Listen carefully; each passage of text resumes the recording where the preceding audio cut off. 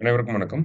நம்ம டெய்லியும் banking and SSC point ஆஃப்ல 5 கொஸ்டின்ஸ் கரண்ட் அஃபேர்ஸ்லேருந்து பார்க்குறோம். இன்னைக்கு என்ன கொஸ்டின்ஸ் இருக்கு அப்படிங்கிறத பார்ப்போம். First one, who among the following won a gold medal in shooting at ISSF shooting world cup in Munich அப்படின்னு சொல்லி கேட்டிருக்காங்க.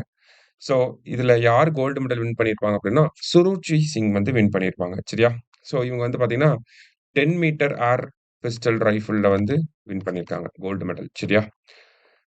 ஸோ மியூனிக் அப்படிங்கிறது ஜெர்மனில வந்து இருக்கு. அடுத்தது, when is a bank account declared an inoperative or dormant account அப்படின்னு சொல்லி கேட்டிருக்காங்க. ஸோ ஒரு பேங்க் அக்கவுண்ட்டை எப்போ டார்மெண்ட் அக்கவுண்ட் அப்படின்னு சொல்லுவாங்கன்னா, நமக்கு அந்த பேங்க் அக்கவுண்ட் அந்த சேவிங்ஸ் அக்கவுண்ட் வந்து 2 வருஷத்துக்கு யூஸ் பண்ணாமே இருந்துச்சு அப்படின்னா, நமக்கு டார்மெண்ட் அக்கவுண்ட் அப்படின்னு சொல்லி சொல்லுவாங்க. அடுத்தது, when does a deposit become an unclaimed deposit in bank அப்படின்னு சொல்லி கேட்டிருக்காங்க. ஓகேங்களா? ஸோ ஒரு டெபாசிட் அப்ப நம்ம பேங்க்ல நம்ம அக்கவுண்ட்ல காசு போட்டு வச்சிருப்போம். அத பேங்க் வந்து என்ன பண்ணுவாங்கன்னா, அன்கிளைம்டு டெபாசிட் அப்படின்னு சொல்லி டிக்ளேர் பண்ணுவாங்க. எப்போ அப்படின்னா 10 வருஷத்துக்கு அந்த அந்த இதுல வித்ட்ரால் பண்ணாமயே இருக்கோம். இல்ல அந்த அக்கவுண்ட்ல டெபாசிட் போடாம இருக்கோம் அப்படின்னா, அத வந்து அன்கிளைம்டு டெபாசிட் அப்படின்னு சொல்லி சொல்லுவாங்க.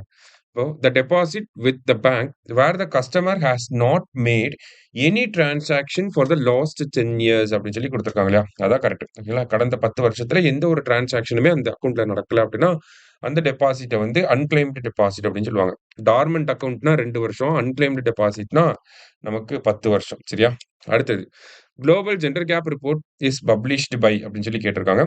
World economic forum. சரியா? இந்தியாவோட ரேங்க் வந்து 131. சரியா? 131வது இடத்துல இந்தியா இருக்காங்க.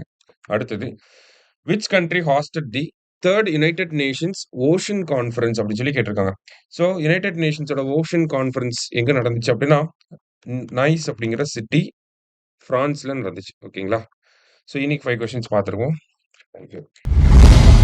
சுரேஷ் IAS அகாடமி வெற்றியின் முகவரி.